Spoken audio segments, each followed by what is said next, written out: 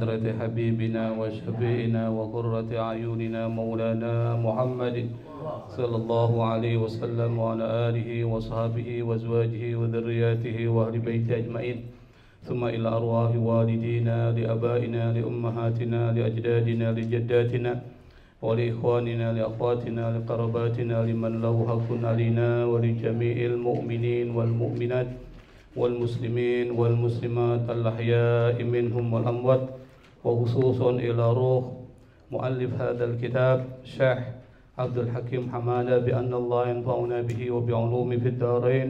الفاتحة. أعوذ بالله من الشيطان الرجيم. بسم الله الرحمن الرحيم. الحمد لله رب العالمين الرحمن الرحيم مالك يوم الدين إياك نعبد وإياك نستعين اهدنا الصراط المستقيم صراط الذين أنعمت عليهم غير المغضوب عليهم ولا الضالين. بسم الله الرحمن الرحيم. الحمد لله رب العالمين اللهم صل وسلم على سيدنا محمد الفاتح لما أغلق والخاتم لما سبق ناصر الحق بالحق والهادي إلى صراطك المستقيم وعلى آله وصحبه حق قدره ومقداره العظيم. سبحانك لا علم لنا إلا ما علمتنا إنك أنت العليم الحكيم ولا حول ولا قوة إلا بالله العلي العظيم. رب اشرح لي صدري ويسر لي أمري واحلل عقدة من لساني يفقهوا قولي. أما بعد. Halaman 18 ya. Pada pertemuan yang lalu kita sudah membahas terkait dengan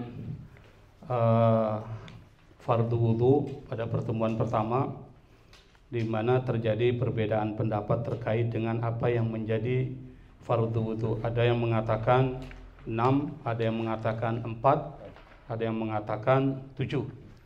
Madzhab Syafi'i mengatakan 6 yang merupakan fardu wudu, dari niat, membasuh wajah, kemudian tangan sampai kedua siku, lalu kemudian mengusap rambut kepala, kemudian membasuh kaki dan tartib. Itu madzhab Syafi'i yang kita biasa lakukan sehari-hari, yang termasuk kategori fardu. Nah, kalau madzhab Maliki itu menambahkan dengan mualat. Mualat itu artinya harus, tidak boleh ada jedah. Jadi kalau seandainya kita melaksanakan wudu, yang wajib itu tidak boleh ada jedah. Jedah yang membuat air itu menjadi kering dari anggota badan kita. Itu madzhab Maliki. Kalau madzhab Syafi'i tidak perlu. Kalau madzhab Hanafi cukup 4 saja yang wajib. Tidak perlu pakai niat, tapi niat disunahkan saja, tapi bukan merupakan fardu wudu. Apa yang ada dalam Al-Quran itu? Yang pertama membasuh wajah, itu wajah, kemudian membasuh tangan sampai kedua siku, lalu kemudian membasuh atau mengusap kepala, lalu membasuh kaki sampai kedua mata kaki. Bukan tumit, mata kaki nih. Mata kaki. Salah sebut. Iya. Zaman dulu aja tumit. Salah sebut. Tadi baru capek dari Bogor langsung. Maaf. Aliran ini. Nah, yang berikutnya adalah kita membahas pertemuan yang lalu terkait dengan ini mengulang dulu ya supaya ingat. Yang lalu, minggu lalu kita juga sudah membahas tentang niat. Niat kita bahas itu ya. Kemudian kita sudah membahas bagaimana membasuh kedua tangan sebelum memasukkan tangan ke bejana. Di situ ada perbedaan pendapat. Nah, pada kesempatan kali ini kita akan masuk kepada pembahasan berikutnya. Qala al-musannif rahimahullah, ghuslul wajhi min faraidil wudu'i. Ghuslu beda dengan mashu ya. Di dalam Al-Quran itu 2 yang digunakan, ghuslu, mashu. Kalau ghuslu itu dia mengusap tapi ditekan itu. Ditekan. Bukan cuma begini, tapi ditekan. Itu ghuslu. Tapi kalau mashu cuma begini aja sudah cukup. Itu mashu. Makanya kepala itu dia nggak perlu ditekan, usap aja dengan air selesai. Nanti kita akan bahas itu. Nah, ghuslul wajhi min faraidil wudu. Membasuh maka menggunakan kata membasuh. Membasuh apa? Wajah. Membasuh wajah ini termasuk fardu wudu. Artinya apa? Kalau tidak dilakukan, wudu Anda batal. Mana dalilnya? Kadang kalau bicara fikih harus bicara dalil. Itu fikih. Nah, dalil untuk menentukan persoalan fardu wudu itu namanya usul fikih.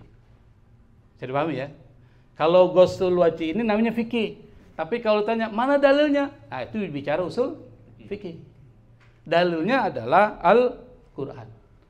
Al-Qur'an yang di mana? Di dalam surat Al-Maidah ayat 6. Itu harus diingat tuh. Surat Al-Maidah ayat 6 itu dalil yang menerangkan tentang fardu wudu.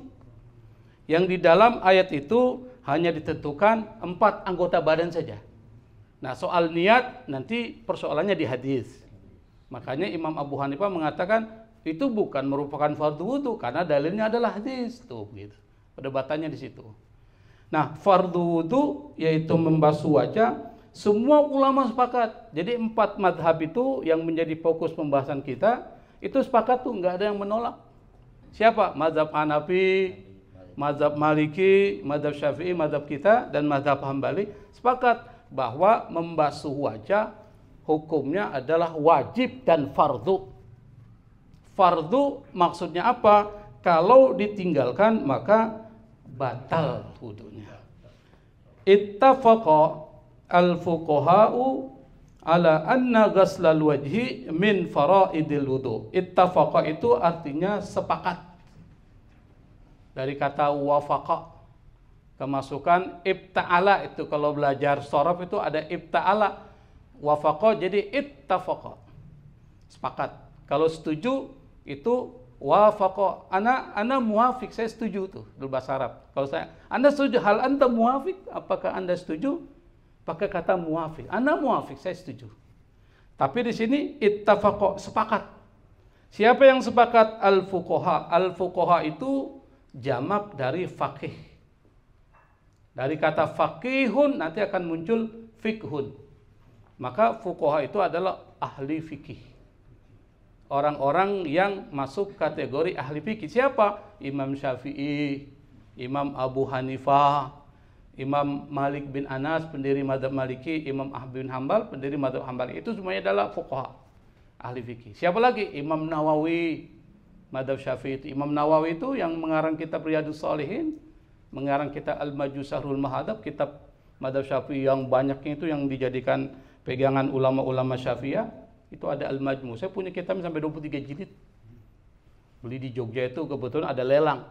Kalau lelang jadi murah kan, tapi kalau beli baru mahal banget. Di lelang kita beli sampai 2 juta. Lelangnya 2 juta. 2 juta lelang. Kalau enggak beli sampai 4-5 juta itu kalau yang baru itu. 23 jilid itu Al-Majmu Syarhul Muhaddab karya Imam Nawawi. Bukan Syekh Nawawi Al-Bantani, ya beda. Nawawi Al-Bantani dengan Imam Nawawi beda itu. Kalau Imam Nawawi adalah imam dalam mazhab Syafi'i. Salah satu ulama yang berada mazhab Syafi'i, tapi Syekh Nawawi Al-Bantani ulama Nusantara, ulama Indonesia. Mana kitabnya? Ya Nihayatuz Zain.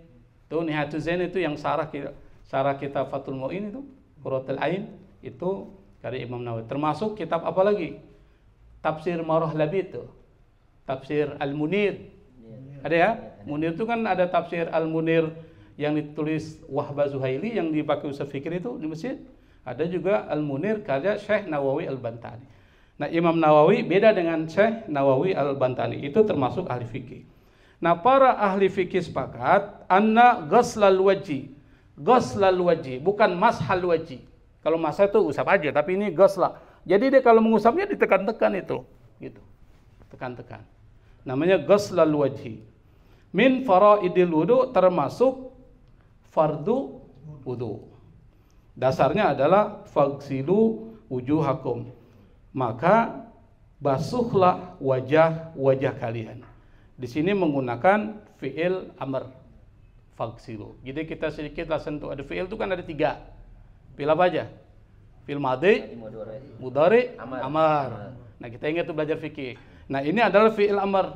Maksudnya apa? Perintah. Fagsilu. Ini dari kata ghasala, yaghsilu, igsil. Fagsil, karena yang diperintahkan adalah banyak, maka fagsilu. Fagsilu wujuhakum, maka basuhlah wajah kalian. Al-amru lil wujub. Kalau belajar kaidah fikih, usul fikih, al-amru lil wujub. Perintah di sini menunjukkan kepada wajib. Kalau dilaksanakan dapat pahala, ditinggalkan dapat dosa. Kalau tidak dilaksanakan, wudu menjadi batal. Nah, kenapa diperintahkan kita oleh Allah Subhanahu wa taala itu membasuh wajah? Itu para ulama itu berbeda pemahaman. Dari aspek sufi, aspek kesehatan, dan aspek lainnya. Jadi kata para ulama sufi mengatakan ini muka adalah salah satu instrumen anggota badan yang nanti akan melihat kepada zat Allah Subhanahu wa taala. Wujuhu yauma idin nadhirah, iya. Nadhirah ila rabbiha nadhirah. Nanti wajah-wajah pada hari kiamat, wajah-wajah orang beriman itu cerah, nadhirah ila rabbiha, kepada Tuhannya nadhirah, dia melihat. Jadi kata nadhirah dengan nadhirah. Kalau nadhirah mukanya itu cerah, ceria. Tapi kemudian ila rabbiha nadhirah, kepada wajah, kepada Tuhannya dia melihat. Jadi kita nanti akan bisa melihat wajah Tuhan. Di mana? Di akhirat. Maka wajah kita ini dibasuh supaya bersih. Itu menurut para ulama sufi. Yang kedua, kata ulama sufi, ini adalah anggota badan yang sering melakukan banyak dosa. Mata kita ini paling banyak melihat hal-hal yang negatif. Kemudian apalagi? Kita punya mulut juga sama. Itu termasuk banyak mengucapkan yang negatif-negatif. Maka dibasuh supaya ini menjadi bersih. Itu secara sufistik. Meskipun dalilnya nggak ada dalilnya, nggak ada dasarnya, tapi ini kan interpretasi ya, pemahaman. Dan saya pikir tuh bisa kita jadikan sebagai untuk memperkuat kenapa wajah itu termasuk yang wajib dibasuh. Yang ketiga, kesehatan. Dari aspek medis, kesehatan. Makanya ada seorang saintis dari Austria itu pernah meneliti kenapa orang-orang Islam kalau mau sholat itu dia harus basuh 4 anggota badan ini. Diteliti itu. Orang-orang Barat kan suka meneliti hal-hal yang kita orang Islam itu kadang-kadang kita nggak terlalu pikirkan itu. Ternyata setelah diteliti 4 anggota badan ini yang kita wajib basuh itu adalah yang disebut dengan hotspot. Jadi titik panas yang kalau seandainya tersentuh oleh air itu bisa membuat orang sehat. Ini menurut ahli saraf, neuroscience. Makanya orang mengatakan, ya, saintis itu mengatakan pantas saja orang Islam itu sehat-sehat. Karena setiap hari 5 waktu dia basuh. 4 anggota badan yang itu kalau dibasuh dengan benar bisa membuat orang itu menjadi sehat. Kan kemarin kita sudah bahas bagaimana istinsak itu kita masukkan air ke dalam hidung. Kalau benar kita laksanakan, itu bisa membersihkan di sini nih. Iya, bersih. Kotoran di sini nih, lalu kita buang. Tapi karena wudhu kita kadang-kadang nggak benar, ya nggak bersih. Misalnya apa? Kita ambil air, masukkan ke hidung, tapi cuma gini doang, orang ngupil kan. Ya itu nggak sehat. Tapi ambil air, disedot. Setelah itu keluarkan. Jadi ngambilnya gini, sedot, keluarkan. Itu namanya istinsak. Nah itu ada udah sehat loh.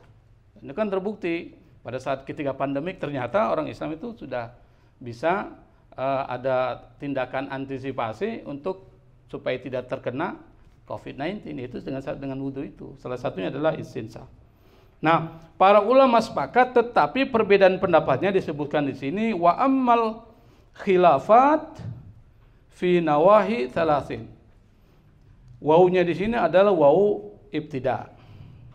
Ya, sedikit-sedikit kita belajar nahunya lah, meskipun kita mungkin tidak pernah belajar, tapi yang penting kita dengar. Wawunya wawu ibtida atau wawu istinaf. Ada 2 istilah, ibtida atau istinaf. Wa ammal khilafatu, perbedaan pendapat dalam kaitan dengan fardu wudu itu bukan pada masalah membasuh muka, bukan di situ. Para ulama berbeda.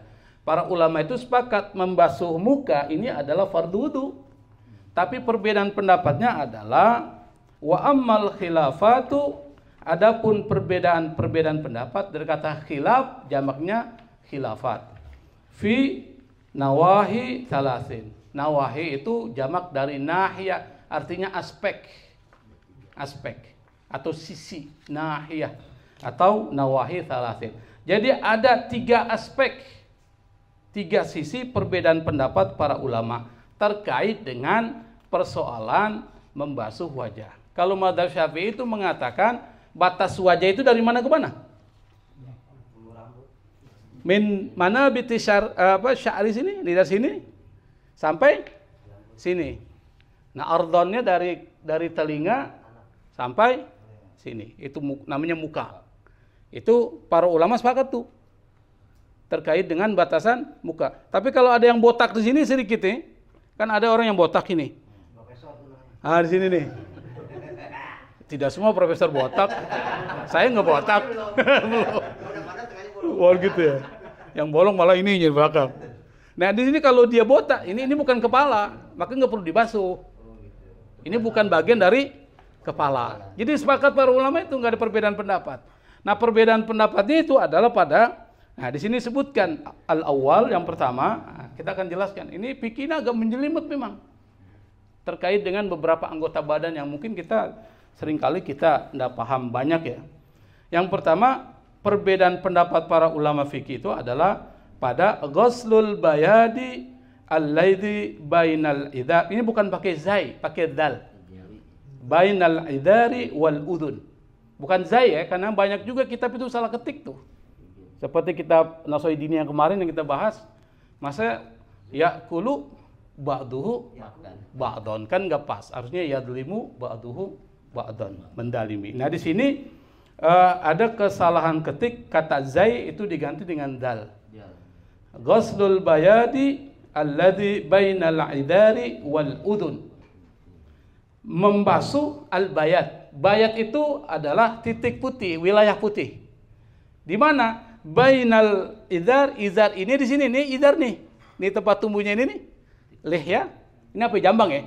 Jambang sampai di sini kan masuk kategori lihya. Ini namanya idar. Ini kuping, telinga, udun. Nah, di tengah-tengah di sini nih namanya bayat. Tengah-tengah ini nih. Apakah ini bagian dari wajah atau bukan? Tuh, para ulama fikih itu diperdebatkan di situ. Kita kan nggak pernah sampai memikirkan ini wajah atau bukan ini. Ini kan ada rambut nih. Di sini ada tengah-tengah ini, namanya bayat. Nah, perbedaan pendapat para ulama itu di sini, apakah ini masuk kategori wajah atau bukan? Ghuslul bayadil ladzi bainal idari wal udun. Yang menjadi perbedaan pendapat para ulama fikih adalah terkait dengan membasuh wilayah putih al-bayad, itu dari kata bayda, putih ya. Alladzi bainal idari wal udun. Yang ada di antara jambang ini, tempat numbuhnya rambut yang menghubungkan dengan jenggot, lihya, serta udud. Maka di sini kata Imam Malik, laisa minal wajhi. Ini bukan wajah. Maka Anda perlu sampai di sini Anda membasuhnya tuh. Enggak sampai di sini aja nih. Cukup. Berarti ini enggak kena kan? Dah. Siapa yang bilang siapa? Imam Malik. Maka nanti kalau ada orang wudu begitu, jangan ente kritik.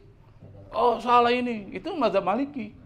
Mazhab Maliki itu beda-beda memang dengan mazhab Syafi'i. Contohnya apa? Kalau kita doa iftitah hukumnya apa? Sunnah. Mazhab Maliki makruh. Kalau kita menaruh tangan di atas pusat, meletakkan tangan di atas pusat, mazhab Syafi'i mengatakan sunnah. Mazhab Maliki makruh. Kalau kita mengangkat tangan dalam sholat, mazhab Syafi'i sunnah. Mazhab Maliki makruh.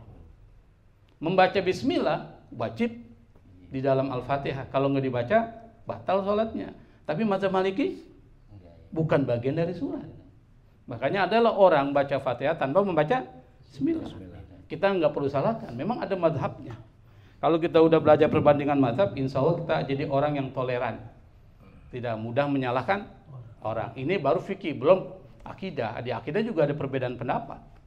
Tapi kita nggak akan bahas persoalan akidah. Nah, wa qala Syafi'iyyu wa Abu Hanifata minal wajhi.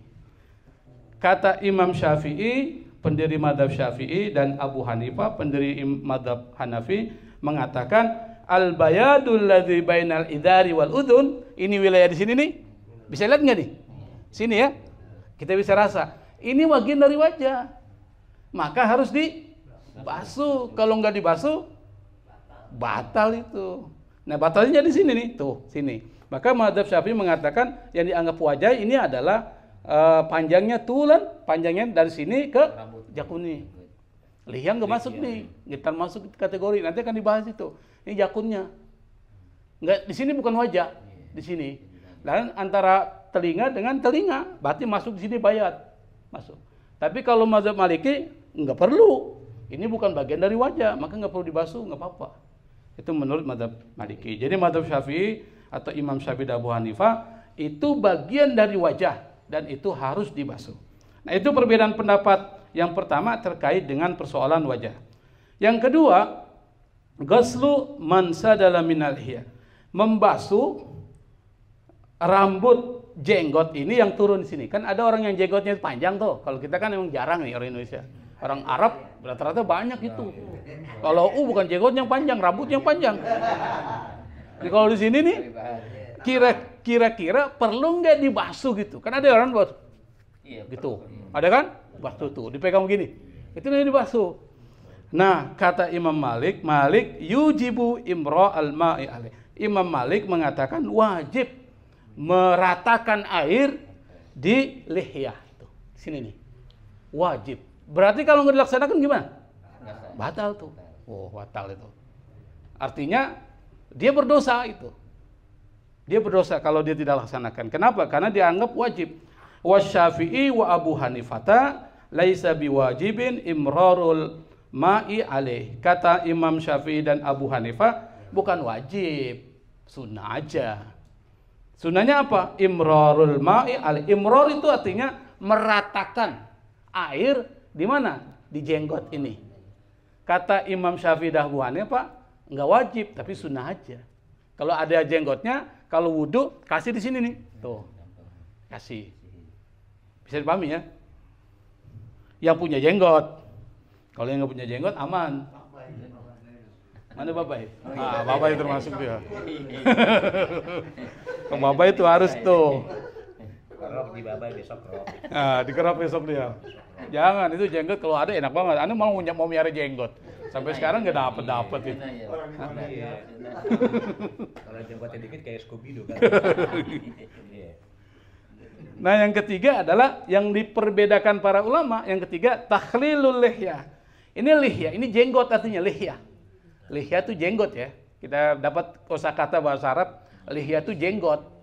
Nah, bagaimana yang dimaksud dengan takhlil lihya? Ini jenggot ini karena Anda nggak punya jenggot, jadi saya contohin di gini-gini nih. Nah, dimasukin tangan di sini nih. Nah, lihya. Yang ada contohnya nih, ada yang punya jenggot nggak? Nah, contohnya gitu. Bukan begitu, masukin tangan gini, dikasih. Jadi, ya disisir, tangan di sela-sela dimasukin. Itu namanya takhlilul lihya.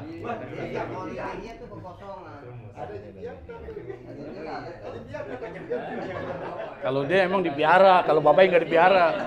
Kalau dipiara rapi, kalau Bapak nggak dipiara jadi begitu tuh. Tadi takhlilul lihya itu diperselisihkan para ulama. Bagaimana perselisihan para ulama? Malikun wa Syafi'i wa Abu Hanifata. Kata Imam Malik, Imam Syafi'i dan Imam Abu Hanifah, laisa biwajibin. Enggak wajib. Enggak wajib apa? Takhlilul lihya, memasukkan tangan di jenggot di sela-selanya itu di. Jadi menyela-nyela lah bahasanya. Kalau bahasa Indonesianya apa tuh? Masukkan tangan ke jenggot jadi sela-sela begitu. Itu bukan wajib di dalam wudu. Maka kalau orang yang punya jenggot disunahkan air itu diimror, disunahkan aja. Jadi air diratakan di jenggot lalu dicelah-celah dengan tangan.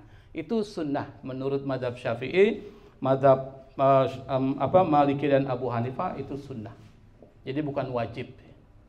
Nah, kalau mazhab Maliki wajib kalau imrarul ma, dia meratakan air, tapi mazhab Syafi'i dan Abu Hanifah tidak wajib.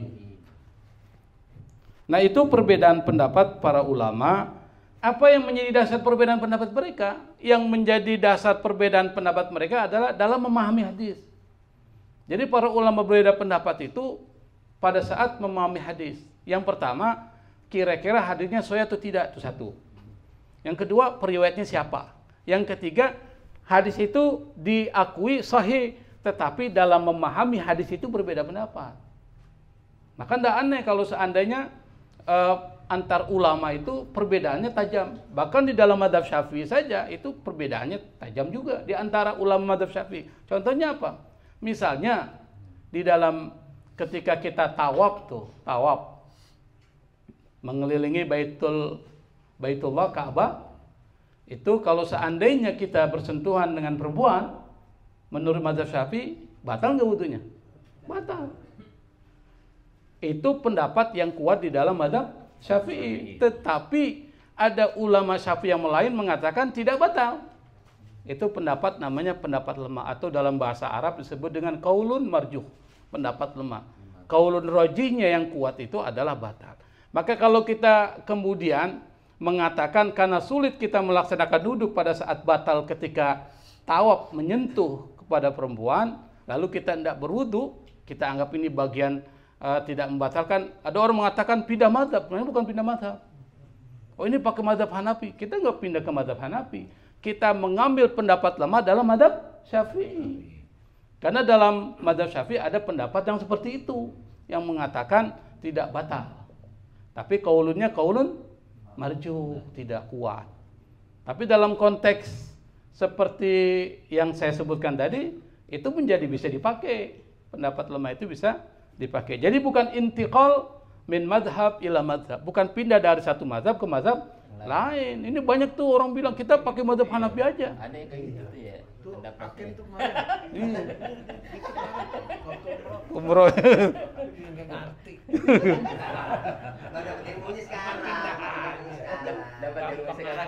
Dan itu bisa diketahui di dalam kitab Al-Majmu'. Jadi kalau ingin tahu perbedaan mazhab Syafi'i dengan Syafi'i sendiri, Al-Majmu' itu dibaca. Kitab yang besar itu jarang orang baca di sini. Kan itu hanya kitab yang membantu untuk memperluas wawasan kita tentang fikih. Jadi kalau bicara fikih luas banget. Yang kita pakai kan kitab fikih-fikih biasa. Jadi Syafi'i, disitulah kita anggap kita sudah tahu semua. Padahal masih banyak kitab-kitab fikih Syafi'i lain yang bicara persoalan fikih yang sangat luas. Nah, dalil yang dijadikan dasar lalu diperbedakan para ulama ini adalah hadis Anas bin Malik, sahabat Nabi. Dia mengatakan ra'aitun nabiyya sallallahu alaihi wasallam, saya melihat Nabi, kata Anas, tawaddu'a, berwudu, wa khallala lihyatahu, dan dia memasukkan air dan memilah-milah jenggotnya. Jadi dalilnya itu. Wa qala, dan dia berkata bihada amarani rabbi. Nabi berkata di situ, inilah yang diperintahkan Tuhanku kepadaku. Hadis ini adalah hadis yang diriwayatkan oleh Al-Hakim fil Mustadrak. Ini satu, coba lihat di catatan kakinya itu. Kita lihat nanti. Kenapa mereka berbeda? Ini yang pertama, hadis ini diriwayatkan oleh Imam Al-Hakim dalam kitab Al-Mustadrak, dalam kitab At-Tahara, dan Al-Hakim mengatakan ini sahih. Wa qala Ahmad fi tarki hadisihi, Imam Ahmad bin Hanbal, pendiri mazhab Hambali, berkata meninggalkan hadis ini. Hadis ini nggak dipakai. Oh, kan berbeda kan? Kenapa? Wa huwa alladhi rawal haditsa Al-Haisam bin Jammas Al-Hanafi Al-Buka. Jadi kata Imam Ahmad bin Hanbal, hadis ini yang meriwayatkan Haisam bin Hamas, nggak dipercaya. Hadisnya matruk, tidak bisa diambil, harus dibuang. Itu kata siapa? Imam Ahmad. Wa qala Nasa'i matrukul hadis. Imam Nasa'i yang juga seorang kolektor hadis. Jadi kan hadis itu ada hadis kumpulan Sahih Bukhari, Sahih Muslim. Jadi disepakati ini. Ada Sahih apa? Ada Sunan An-Nasa'i, At-Tirmidzi, apalagi tuh? Hah? Tabrani ada, tapi dia nggak masuk kutubus sittah. Bukan juga, dia nggak masuk kutubus sittah. Jadi At-Tirmidzi, Sunan Abu Daud, An-Nasa'i, satu lagi apa tuh? Pokoknya ada 6, 4 tambah 2 jadi 6 kutubus sittah. Al-Musnad Imam Ahmad tidak masuk kategori kutubus sittah. Ada kitab Musnad karya Imam Ahmad. Nah, kata Nasa'i, dia mengatakan matrukul hadis. Hadis ini nggak dipakai. Yang digunakan oleh para ulama yang mengatakan Nabi memasukkan tangannya lalu menyela-nyela di dalam jenggotnya, itu hadis ini nggak bisa dipakai. hadis ini matruk. Bisa dipahami ya? Jadi perbedaan pendapat di dalam persoalan hadis. Hadis ini dipakai apa enggak? Hadis ini lemah atau tidak? Nah, di situ jadi perbedaan pendapat. Itu baru perbedaan kedua. Perbedaan pertama kan di Al-Quran, memahami kata-katanya itu. Karena dalam Al-Quran satu kata itu maknanya bisa banyak. Nanti kita akan masuk itu perbedaan-perbedaan itu nanti pada saat kita sudah sampai pembahasan-pembahasan yang lain ya. Nah, saya lanjutkan. Jadi dasarnya adalah hadis. Jadi mereka punya hadis dan hadis itu diperselisihkan para ulama. Warrajih indi, kata penulis kitab ini Abdul Hakim Ahmad, dia mengatakan yang lebih kuat menurut saya al-ula ra'yus Syafi'i wa Abu Hanifah was sahih. Pendapat yang pertama itu yang terkait dengan ghuslul bayat itu yang di atas tuh. Ada kan? Membasuh wilayah putih antara jambang ini dengan telinga, kata Abdul Hakim Hamada, yang kuat menurut pendapat saya adalah pendapat Syafi'i dan Abu Hanifah huwas sahih. Ini yang benar. Asalnya yang kedua terkait dengan persoalan lihya, ra'yu Malik asahu indi li'annahu al-adman. Pendapat Imam Malik yang mengatakan wajib meratakan air ke jenggot itu sampai bawah itu, sampai bawah. Itu menurut pengarang kitab ini itu yang lebih sahih. Kenapa? Karena dia lebih mencakup. Kan lebih bagus kalau dibasahin semua daripada enggak. Nah, itu lebih mencakup katanya. Yang ketiga terkait dengan persoalan takhlilul lihya. Lihya ini disela-sela dengan tangan, menggunakan air dengan tangan. Pendapat yang ketiga kata penulis kitab ini, ra'yul a'immati huwal aslam wal asahu indi. Pendapat para imam itulah yang lebih selamat dan lebih sahih menurut saya atau lebih diterima.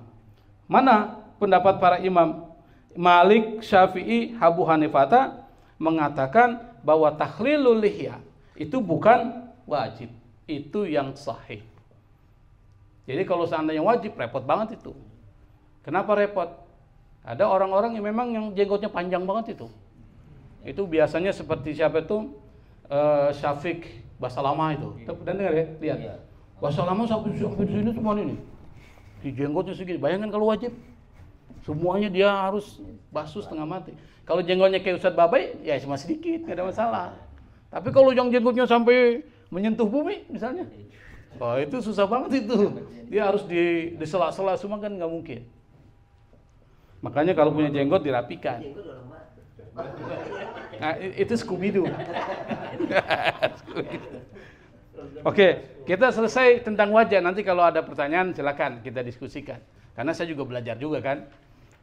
Yang berikutnya adalah ghuslul yadaini wadh-dhira'aini min a'dha'il wudhu. Nanti pertanyaan Ustadz Abdul Basit ini akan terjawab ini yang kemarin tuh di sini terkait dengan mirfaq. Ini maksudnya apa ini? Apakah ma atau bukan? Nanti akan dibahas di sini. Yang berikutnya adalah ghuslul yadaini. Ghuslu itu artinya membasuh ya, beda dengan masuk. Bukan, kalau masuk kan mengusap. Maka kalau Anda membasuh tangan itu bukan diusap tapi ditekan-tekan gitu. Ngerti kan maksudnya ditekan-tekan? Jadi tangan itu ditekan-tekan. Karena itu sehat. Karena ini adalah titik hotspot, jadi tekan-tekan. Contohnya gimana? Kalau ada air gini, tekan-tekan gitu. Jadi bukan cuma ini usap, tapi ditekan-tekan. Artinya seperti digosok-gosok lah. Bahasanya digosok-gosok.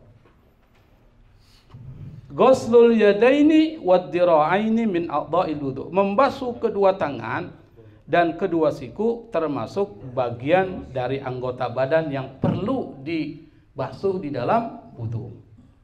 Kalau tidak terbasuh maka batal. Karena dia termasuk kategori fardu wudhu. Nah, kenapa anggota tangan itu menjadi penting? Tadi saya mengatakan bahwa tangan ini kalau kita mendekati dengan perspektif sufistik ya, karena tangan ini yang banyak melakukan kezaliman ini. Betul kan ya? Kalau Anda mencuri, Anda melakukan memukul orang, merampas orang dan sebagainya, biasanya apa yang dipakai? Tangan. Maka tangan harus dibasuh, dibersihkan. Meraba siapa? Meraba istrinya atau istri orang? Kalau istri orang bahaya itu. Nah itu harus dibersihkan. Jadi ulama-ulama sufi itu melihat makna yang tidak terlihat. Ketika Anda diperintahkan membasuh kedua tangan, maksudnya adalah ini banyak melakukan perbuatan-perbuatan kotor, maka perlu dibersihkan. Nah, kalau dari segi medis misalnya, medis, kesehatan, justru yang paling aktivitas yang paling banyak bergerak apa tuh? Tangan, makanya dia kotor, maka perlu dibersihkan. Jadi semuanya ada hikmahnya. Ketika Allah syariatkan, kenapa menjadi wajib pada saat ketika melaksanakan wudu, ternyata ada hikmah di balik itu. Nah, itu dari perspektif fisik dan hikmatut tasyri'. Tapi di sini yang kita bahas adalah perspektif fikihnya. Para ahli fikih ittafaqal fuqaha'u ala annahuma min a'dha'il wudu. Ittafaqa, sepakat. Nah, kita sudah dapat tuh dua kosakata. Pertama lihya, jenggot, kedua ittafaqa, itu sepakat. Para ahli fikih al-fuqaha, jamak dari faqih, sepakat bahwa kedua tangan dan kedua siku termasuk anggota badan yang harus dibasuh di dalam wudu. Sepakat itu, nggak ada yang berbeda itu. Dalilnya mana? Dalilnya itu ayat Al-Quran. Makanya nggak ada perbedaan. Wa aidiyakum ilal marafiq. Basuhlah kedua tangan kalian kemana? Sampai siku. Nah, di sini nggak disebutkan fiilnya, fiil amarnya. Fiil amar itu lari kemana itu? Faksilu. Ya ayyuhalladzina amanu idza kumtum ilas salati faksilu wujuhakum wa aydiyakum ilal marafiq. Jadi wawunya waw ataf, aydiyakum jadi ma'tuf. Jadi artinya apa? Basuh tanganmu, basuh wajahmu dan tanganmu sampai mana? Ilal marafiq. Marafiq ini artinya siku. Nanti ila, jadi perbedaan pendapat nanti di ila itu. Ila ini maksudnya apakah menunjuk tujuan atau ma'a? Mengikutkan siku. Apakah sampai siku atau bersama dengan siku? Itu nanti perbedaan pendapatnya di situ. Kita akan bahas nanti. Halaman berapa? 19 ya. Di baliknya. Wal khilafu, perbedaan pendapat, wa ana, apa ini? Usammihi, saya menamakannya, kata penulis kitab, al-ijtihadu fil mas'alah. Jadi ijtihad dalam satu kasus. Apa? Idkhalul marafiq. Kasusnya adalah memasukkan kedua siku dalam wudu. Itu kasusnya. Jadi bukan kasus membasuh tangan. Membasuh tangan ingat, karena ini dimulai dari tangan bawah sampai tangan atas. Kalau dalam bahasa Inggris namanya forearms, di sini front arms. Jadi bahasanya begitu kan? Upper arms. Jadi dari tangan bawah ini sampai ke atas. Maka Anda mulai juga begitu ketika wudu. Dari tangan ini ke atas, bukan dari sini ke bawah. Maksudnya itu. Fagsilu wujuhakum wa aydiyakum ilal marafiq. Berarti sampai dari mana sampai mana? Dari bawah ke atas. Maka kalau wudu pakai keran misalnya, ambilnya dari sini nih. Nih, seret, kita tarik ke atas. Baru kita turun ke bawah. Satu, ambil lagi satu, turun lagi ke bawah. Ambil lagi satu, turun ke bawah. Bukan begini, seret, air keran kita gini, seret. Kebanyakan begitu tuh. Nah, kebanyakan, karena lebih praktis kan. Tetapi, jadi ibda bima bada Allahu bihi. Mulailah dengan yang dimulai oleh Allah. Sampai dari sofa ke marwah. Kita mulai dari mana dulu?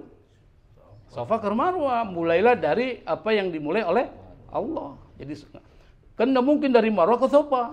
Dari sofa ke marwah, baru ke sofa lagi, ke bawah begitu.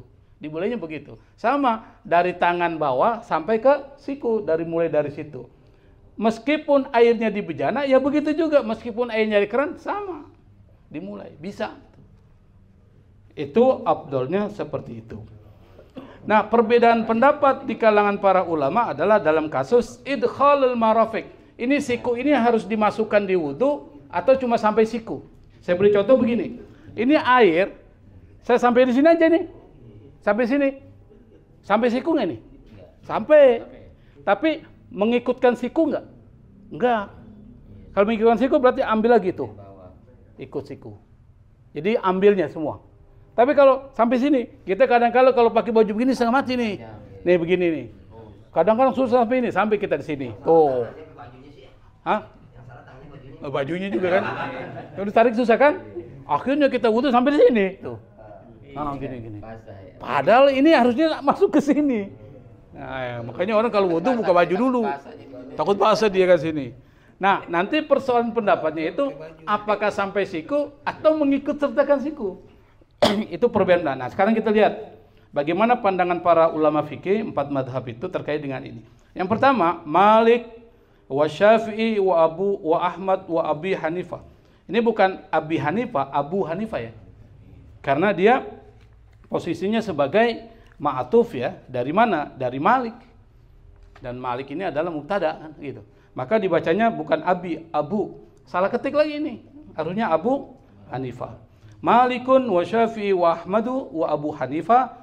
Dia mengatakan, jadi Imam Malik, Imam Syafi'i, Imam Ahmad, Imam Abu Hanifah mengatakan wujubu idkhalil marafiki fil wudu'i fi halil ghusli.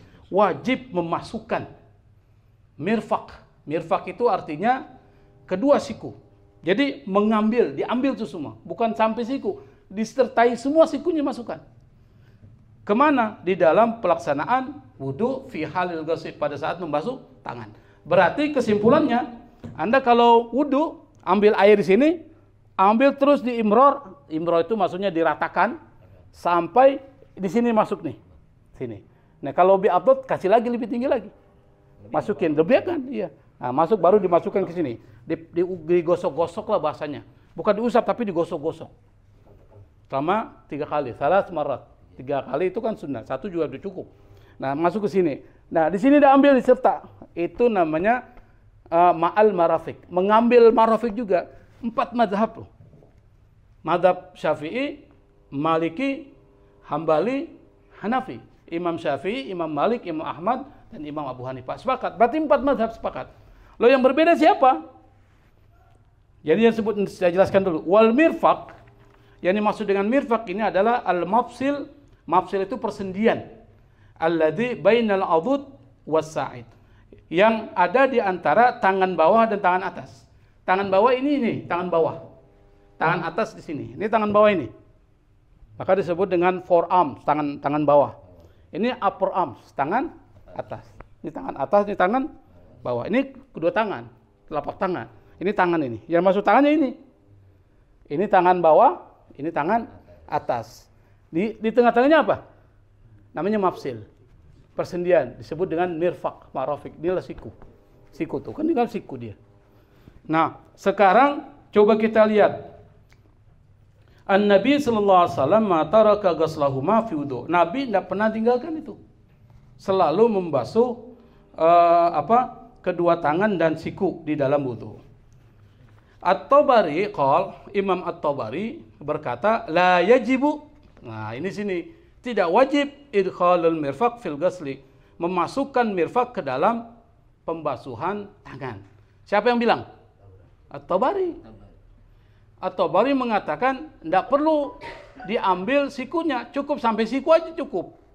Cukup sampai siku, tidak perlu mengambil keseluruhan siku. Yang bilang siapa? Siapa At-Tabari? At-Tabari ini adalah seorang ulama tafsir dan kitab tafsirnya itu adalah disebut dengan induknya kitab-kitab tafsir yang ada di dunia muslim. Tafsir Jami'ul Bayan karya Ibnu Jarir At-Tabari. Jadi kalau tanya kitab tafsir yang pertama yang menjadi induk tafsir-tafsir itu ditulis oleh Imam At-Tabari itu. Namanya Tafsir At-Tabari. Dan dia seorang mufassir. Lebih dikenal sebagai mufassir. Yang kedua, dia seorang mu'arrikh. Mu'arrikh itu artinya sejarawan. Ada kitab sejarahnya itu diterjemahkan ke dalam bahasa Inggris menjadi 40 jilid. Sampai tahun 900-an. Kitab tafsir tarikhnya Tarikh Tabari. Bayangkan 40 jilid diterjemahkan ke dalam bahasa Inggris. Bahasa Indonesia belum ada itu. Siapa yang mau terjemahin bahasa Indonesia? Belum 40 jilid. Sampai mati kita belum selesai itu menerjemahkan Tarikh Tabari.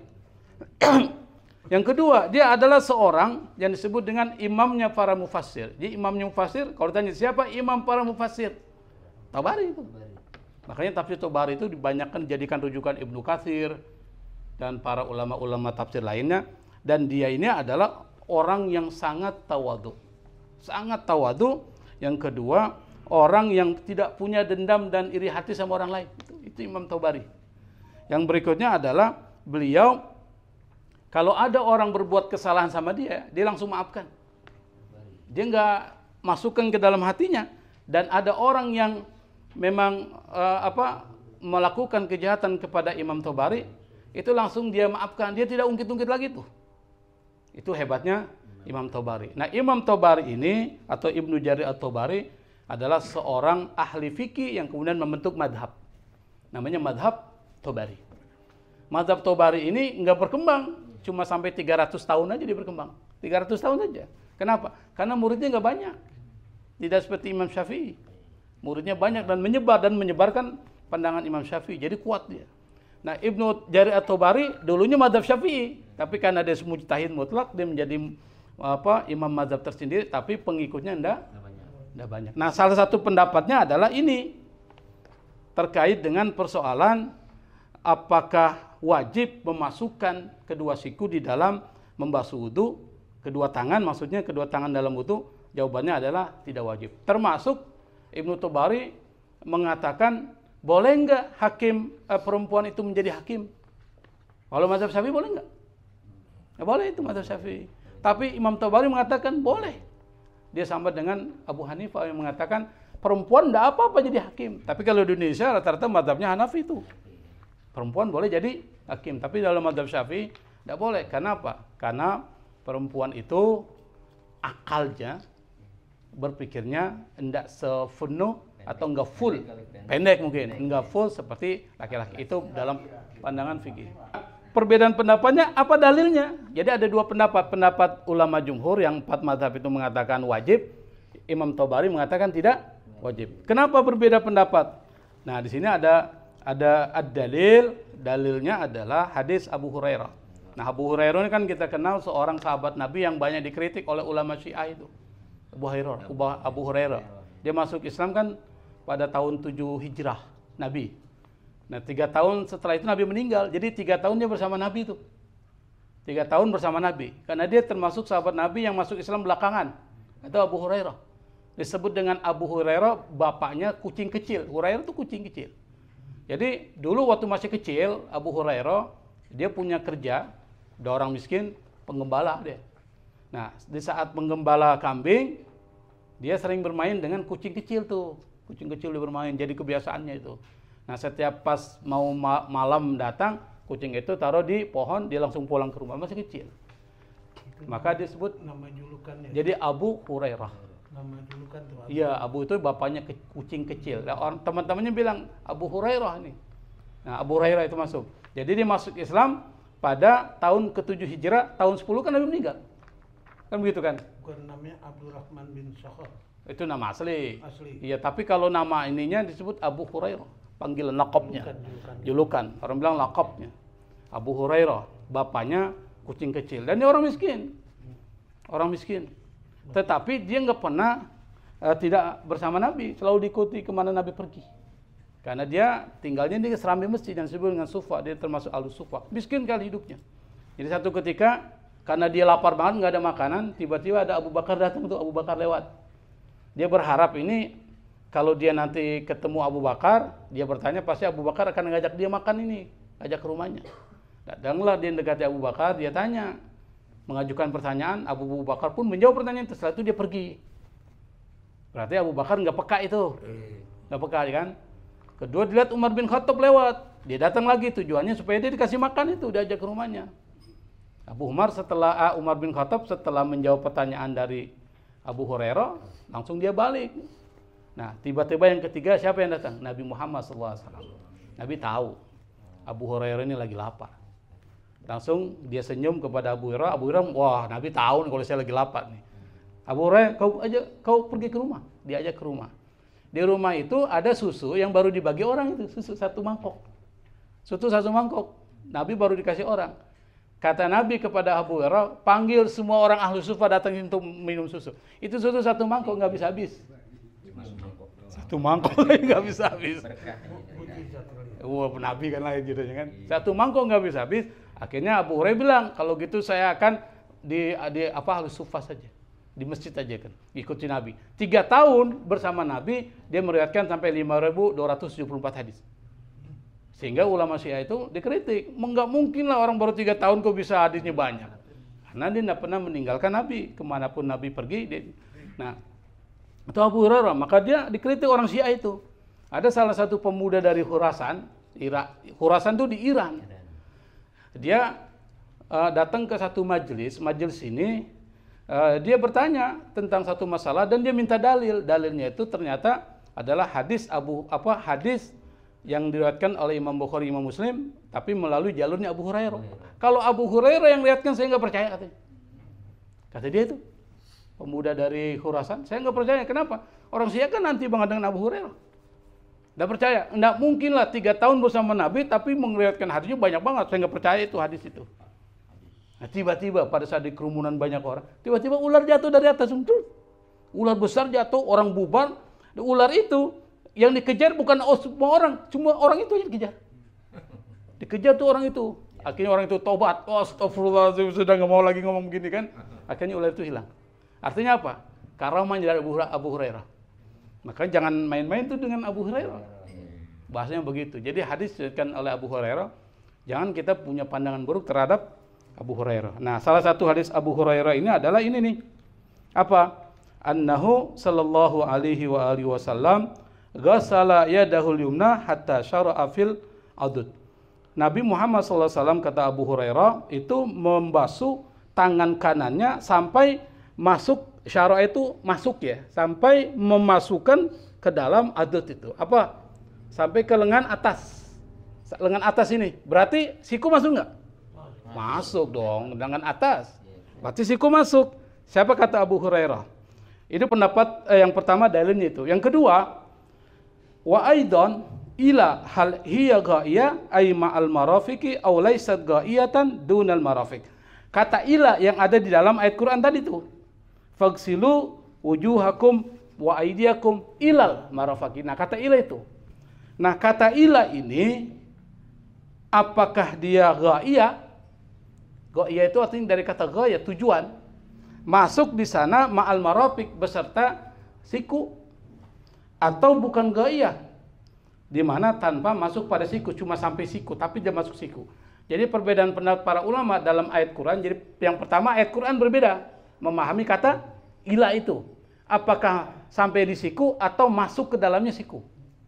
Kata Tobari, enggak masuk siku semua, cuma sampai siku aja tapi enggak masuk siku. Tapi kata 4 madhab, Imam Abu Hanifah, Imam Malik, Imam Syafi'i dan Imam Ahmad bin Hanbal, itu ghaiyah, masuk ke dalamnya adalah kedua siku. Jadi perbedaan pendapatnya situ. Kita mazhab Syafi'i, maka kita masukkan juga siku di dalam membasuh kedua tangan kita sampai ke adud, ke lengan bagian atas. Jadi kita sudah tahu kan perbedaan pendapatnya di mana? Perbedaan pendapatnya di mana? Dalam menafsirkan kata ila. Tuh. Karena ayat Qur'annya sama, tapi memahami ila apa ini? Harfu jar, fungsinya sebagai apa? Lil ghaya atau bukan? Nah, itu nanti ada perbedaan di kedua hadis. Abu Hurairah diterima enggak hadisnya? Kalau enggak terima berarti enggak dipakai. Nah, perbedaan pendapat di kalangan para ulama fikih itu semuanya ada dasarnya. Dasar pertama adalah berbeda dalam memahami ayat Al-Qur'an. Qur'annya sama, ayatnya sama, tapi ketika memahami kata per kata dalam Al-Qur'an, di situ muncul perbedaan pendapat dan muncullah madhab. Yang kedua, dalam memahami hadis, apa ini hadis benar dari Nabi? Apakah hadis ini diriwayatkan oleh perawi yang bisa dipercaya atau tidak? Atau kata-katanya itu masuk akal atau tidak? Nah, itu yang bisa menyebabkan terjadinya perbedaan pendapat dalam persoalan fikih. Nah, kita sudah bahas dua, nanti insya Allah pendapat untuk yang akan datang kita akan bahas tentang masur ra'si min furudil wudu. Tapi sebelum masuk ini ada yang roji di sini sedikit ya. Ada ar-roji indi, kata penulis kitab ini yang kuat menurut pendapat saya. Yang pertama adalah ra'yul jumhur, pendapat mayoritas ulama. Siapa? Abu Hanifah, Malik, Syafi'i, dan Ahmad bin Hanbal, itu disebut dengan jumhur. Kenapa? Li'anna dalila ma'um, karena ada dalilnya. Dalilnya Abu Hurairah. Wal hadis sahih inda Muslim, dan hadis yang disebutkan tadi itu yang Abu Hurairah adalah hadis sahih yang diriwayatkan oleh Imam Muslim. Yang kedua, warada anna ummata Muhammadin sallallahu alaihi wasallam, ada satu hadis, warada itu ada satu hadis ya. Warada itu datang. Datang, tapi yang maksud datang ini ada satu hadis yang menyebutkan bahwa umat Nabi Muhammad sallallahu alaihi wasallam tud'a yaumal qiyamati bi ghurratiha min atharil wudu. Nanti umat Nabi Muhammad SAW pada hari kiamat itu akan disebut, akan dipanggil. Tandanya apa? Dahi dan mukanya ini bersinar, bercahaya itu, ghurrah muhajjalah, muhajjalin di sini disebutkan. Dia makanya orang yang berwudu itu mukanya bercahaya nanti, kelihatan di umat Nabi ini, kelihatan, tandanya bersinar, mukanya bercahaya, dahinya bersinar. Min atharil wudu, sebagai tanda bekas wudu. Nah, wa yatamannal muslim az-ziyada, dan orang Islam itu berharap dia tambahkan. Maksudnya apa? Bukan cuma sampai siku, tapi sampai lengan atas, berarti masuk di dalamnya siku. Jadi semakin banyak semakin bagus. Kalau perlu tambah di atas. Itu maksudnya. Apa? Wa yatamannal muslim az-ziyada. Orang Islam itu malah berharap dia tambah itu, supaya benar-benar nanti akan bersinar. Saya pikir sampai di sini insya Allah kita akan lanjutkan pembahasan tentang masturbasi. Kalau ini sudah selesai, kita akan masuk ke bab sholat. Saya pikir ini wallahu musta'an, Allahul muwaffiq ila aqwamit thoriq. Assalamualaikum warahmatullahi wabarakatuh.